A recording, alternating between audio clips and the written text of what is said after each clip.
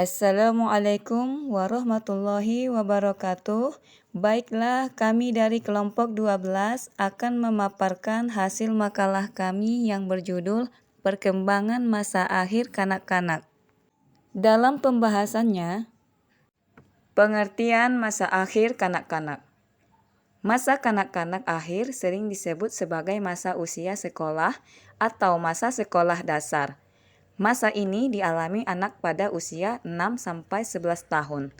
Pada masa ini, anak sudah matang bersekolah dan sudah siap masuk sekolah dasar atau SD. Selanjutnya, perkembangan fisik pada akhir masa kanak-kanak. Pertumbuhan fisik cenderung lebih stabil atau tenang sebelum memasuki masa remaja. Anak menjadi lebih tinggi, lebih berat, lebih kuat. Perubahan pada sistem tulang, otot, dan keterampilan gerak berlari, memanjat, melompat, berenang, naik sepeda, main sepatu roda.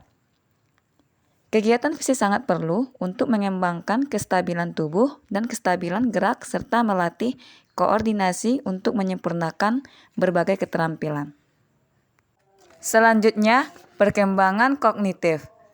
Perkembangan kognisinya memasuki fase konkret operasional. Masa ini sering disebut masa intelektual karena anak haus akan pengetahuan baru. Minat akan peristiwa yang terjadi di sekitar sangat besar dan anak berusaha menerangkan kejadian-kejadian tersebut secara objektif dan rasional.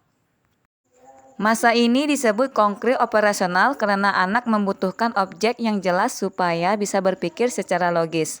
Bila anak harus menyelesaikan problem secara verbal, maka ia akan menemukan kesulitan. Selanjutnya, ciri khas. Ciri khasnya terdapat konformitas pada teman, sebaya atau peer group, perkembangan fisik, pemerolehan keterampilan, bermain kelompok, perkembangan hati nurani, eksplorasi, bakat minat menuju prestasi, dan minat membaca. Selanjutnya, perkembangan bicara. Di sini terdapat 3. Yang pertama, berbicara lebih selektif, ngobrol berkurang, penekanan sebagai bentuk komunikasi, bukan hanya latihan verbal. Yang kedua, umumnya anak perempuan lebih banyak bicara. Yang ketiga, jam bermain berkurang, cenderung berkelompok. Selanjutnya, perkembangan emosi. Perkembangan emosi terdiri dari 2, yaitu yang pertama, pola emosi umum pada usia kanak-kanak akhir. Yang kedua, proses permulaan katarsis emosional. Penjelasannya dari yang pertama, pola emosi umum pada usia kanak-kanak akhir. Di sini dijelaskan terdapat 2 pola emosional pada masa kanak akhir berbeda dari pola emosional masa kanak-kanak awal. Yang pertama yaitu situasi yang membangkitkan emosi dan yang kedua bentuk dari ungkapannya. Penjelasan yang kedua, dari proses permulaan katarsis emosional.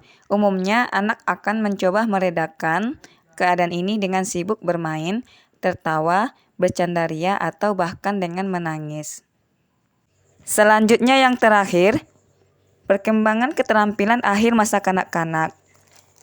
Terdapat keterampilan menolong diri sendiri, keterampilan menolong orang lain, dan keterampilan sekolah.